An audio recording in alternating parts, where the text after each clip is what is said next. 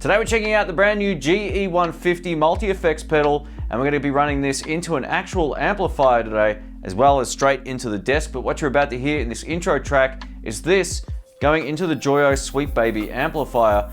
Let's see how it sounds.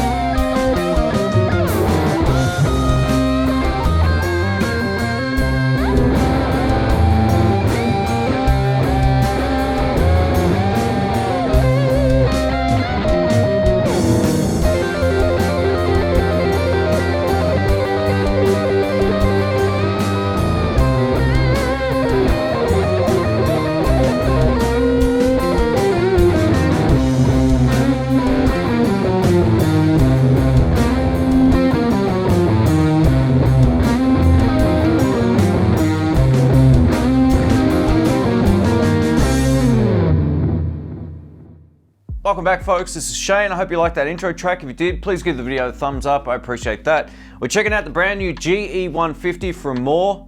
It's actually not Mooer. I've been saying that for years. So let's check it out up close. So there's 4 of these units in the Mooer product range now. We've got the GE100, which is under this, the GE150, the 200, and the 300, which is the top of the line.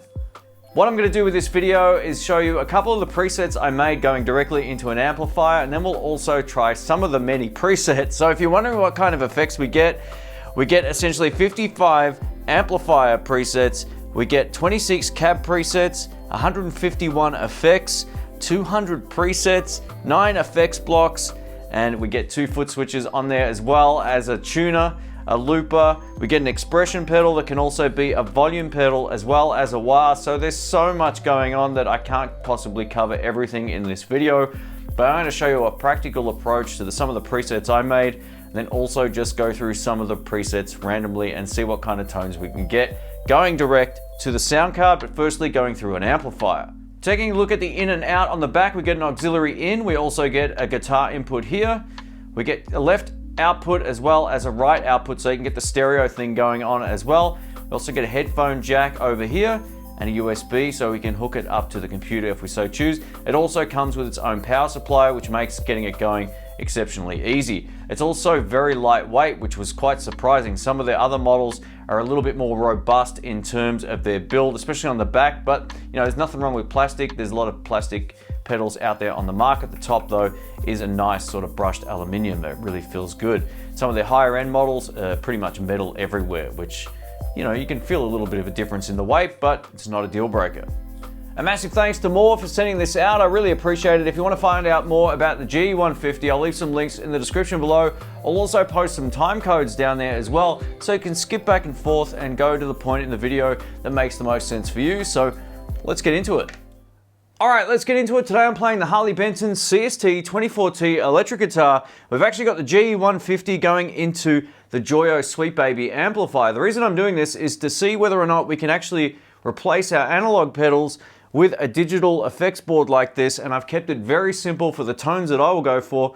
And then a bit later on, we'll also go direct to the sound card. I know a lot of people, other YouTubers will make videos going only direct to the sound card, and not everyone will want to do that. So at the start here, these are 5 presets I've made with this amplifier in mind.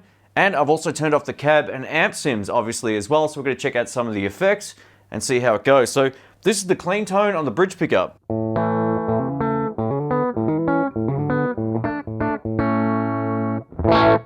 All right, so that's dead clean. I actually made a preset called clean, nice and simple. Over to 808. So all this is a tube screamer. Here we go.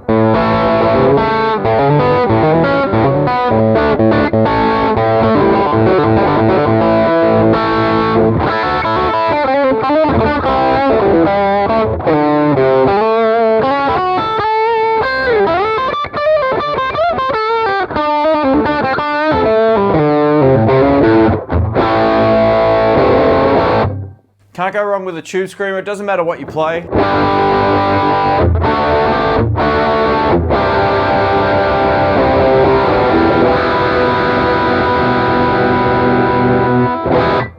All right.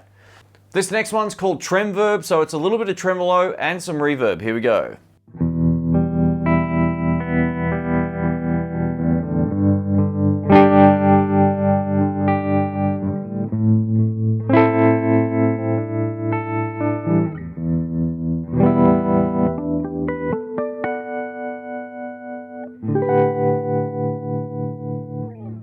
So that's still keeping the amp nice and clean as well. If you want though, you could also add distortions and all kinds of other effects on top of it, but I thought I'd show you how the reverb and trem sounds. This next one's called Clon Mojo. It's a little bit of reverb with a Clon Centaur. Here we go.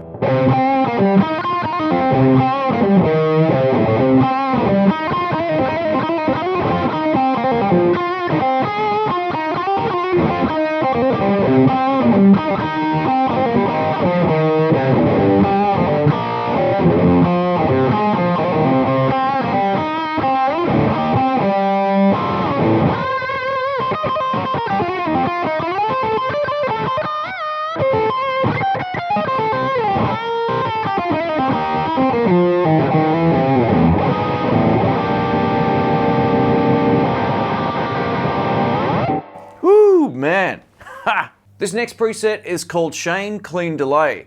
It's kind of a tongue twister actually.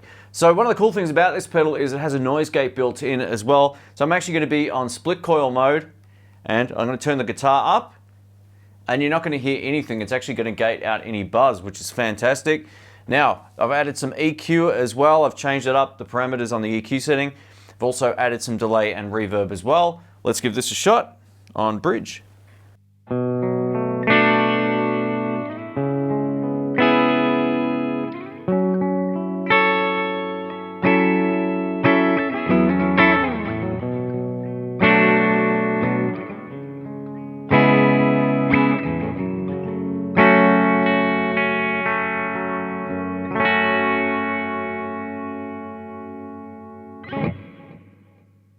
Just a nice tone like that, easy to use and it sounds great. You could also just crank up the delay, which I might show you a little bit later on in the video, but just for how I like it, that's enough delay, no questions.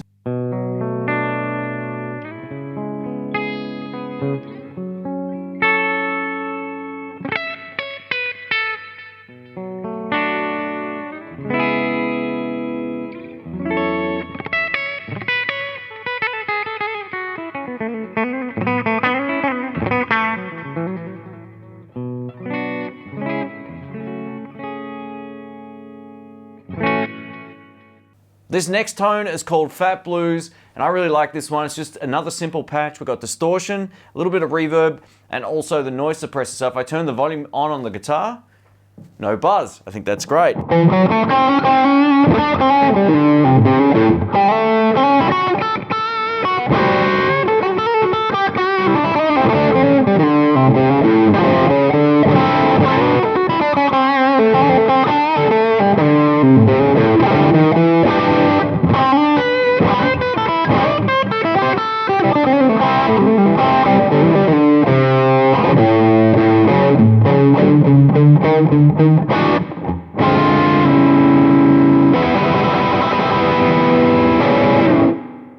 So these are the kind of tones that I would use if I was playing live. I'd want something just into a clean channel of an amplifier. And the great thing about this is you can add reverb if your amp doesn't have reverb, any number of those, delays, all that kind of stuff. You can take a patch and save it to another number and then just modify it slightly as well, which I think is a really cool thing as well. So let's go direct now into the sound card.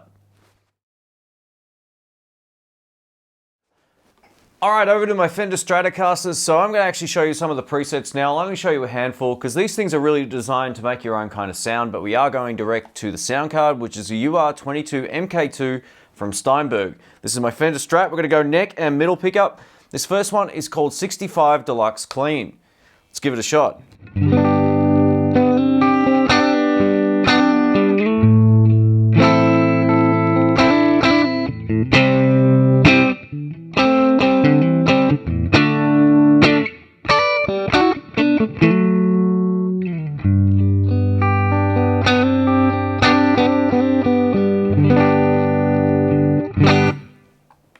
This next one's called Sonic Lead, which is based on the Fender Supersonic. Let's take a look at neck pickup.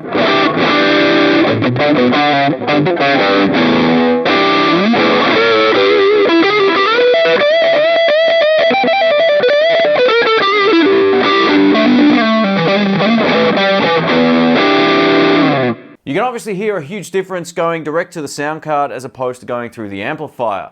You get that nice warm valve sound going through the amp, and now we've got a much more kind of sterile sound, but these are the presets. Like I said, mix up the mic settings, mix up the cab settings, and you'll definitely get some better results. But this is how it sounds.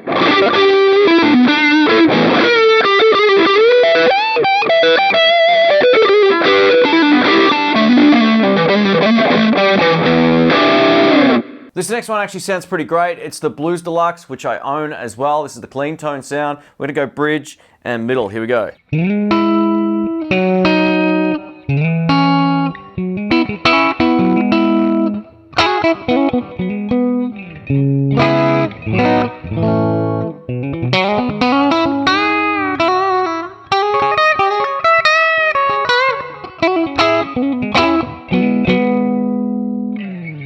This next one's called British 900, so a high gain Marshall sound. This is neck pickup on my Tokai Love Rock.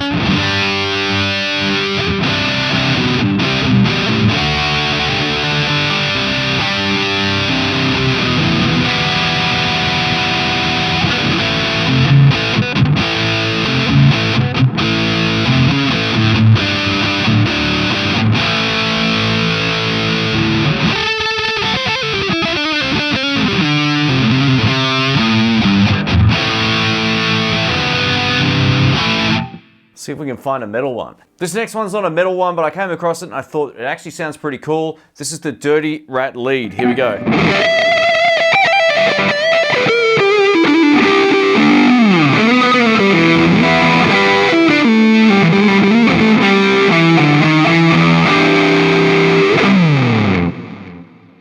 This next one's called Jazz 120. It's more of a clean tone, but it definitely has some modulation and some funky stuff going on. Neck pickup.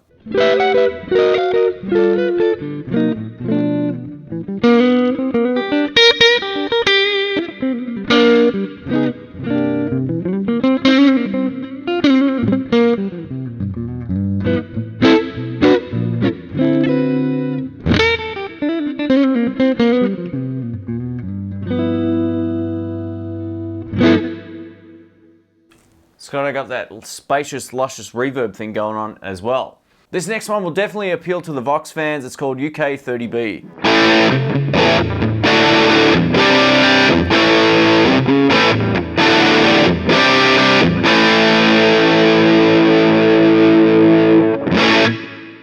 Yeah.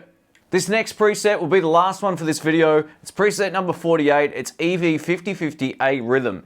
So it's a heavy sort of sound. It's also got a noise gate on there as well, which is great, and a little bit of slapback delay, which works extremely well. And notice the noise gate, it's got a lot of distortion. Here we go.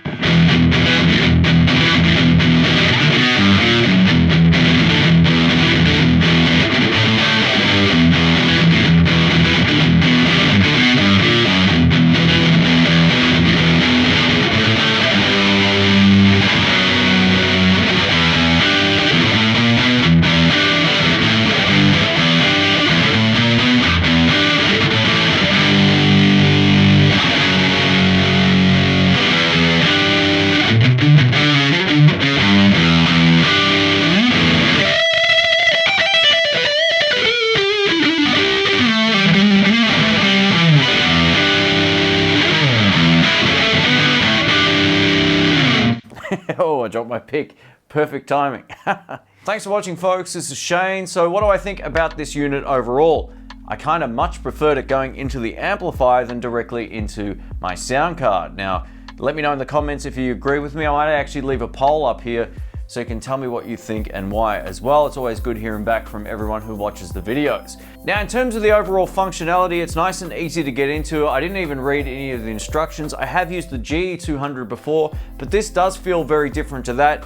There's a lot less sort of touch functionality on the front. So if you want to just sort of rename one of the presets to something that you want to call it, it's kind of fiddly going through the menu and doing it that way. That's about my only criticism in terms of its functionality. In terms of everything else, it's nice and intuitive and everything's on screen, so it makes it easy going through and finding what it is that you want to change it to. If you want to go from one distortion to the next, you just simply turn the scroll wheel. It's that easy. The first thing I noticed when I got onto some of the presets was just how wet the delays were, how wet the reverb was, all that kind of stuff. So you want to go in there and actually tweak it. A lot of the presets on any of these things, whether it's a Fender Mustang amplifier or anything, some of these things don't always have the best presets, and I don't know why, but this is no exception to that as well. It does exactly the same thing. So get in there, fiddle with a preset that you kind of like the sound of, and it doesn't take you long to actually get a much more usable sound out of it. In terms of the outputs on this unit, we just get a couple of unbalanced outputs, but we do get a stereo out, so you can just simply still go to your sound card. If you want balanced XLR outputs, you'll have to go for the GE200. In terms of third-party IR loading as well, you can absolutely do that with this. We get a USB cable that we can plug into the computer, and you can drop up to 10 impulse responses that you might have purchased from Celestion or whoever straight into this as well. So if you got your favorite cab sim or whatever, you can actually load that in here. No problems there either. My experience with IRs is if you've got some from Celestion or whoever you buy them from, they're probably going to sound better than some, but not all of the ones that are built into any of these type of units. In my experience, loading a good third-party IR into one of these devices does something very special. I might do a follow-up video on that. If you want to see it, let me know in the comments below. Another cool thing about this, if you're learning to play, instead of playing to sort of like a boring metronome, you can load up an actual drum groove and play along. I think that makes it so much more musical and also way more fun. And then you can also practice some looping and all of that. It's all built in here, so overall there's a lot going on. So there's a couple of small criticisms I have of any of these things, whether we're talking about the head rush, the Line 6 Helix, anything like the Kemper. There's always a huge learning curve, and this is no exception as well. If you've never used one of these type of things before, it can just be a little bit overwhelming initially because there's so many options, and that's irrespective of the high end of the market and also the more budget-friendly ones as well. There's a lot going on, and some people kind of get disheartened because there's so many effects. But find some stuff that you like, keep it simple, and you'll get the best results that way. My only other small criticism is if you're a live player and you've got, say, an overdrive setup and it sounds great at home, but you need to actually tweak something when you're out playing live, getting into the menu can be fiddly if you're not 100% confident using the unit. So what do I mean by that? Say you don't have enough top end or you want to turn the volume of it up. The volume's actually on the front, but that was a bad example. If you want to turn the tone or the gain up, you need to go into that sort of preset of the overdrive and sort of tweak it. And doing that isn't as quick as just going down on the floor and turning a control. You've actually got to go into that particular patch built into this. So just keep that in mind. That's sort of not for everyone, but if you're a home player, if you're starting out and you want some effects, it's a pretty good option. A massive thanks to Mooer for sending this out. I really appreciate it. If you want to find out more about this, links will be in the description below. Thanks again for watching. If you have any comments or questions, let me know. And if you want to see me load some third-party IRs into this, which I've got a few of, I'll be happy to do so in another video. Thanks again for watching. Catch you soon. See ya.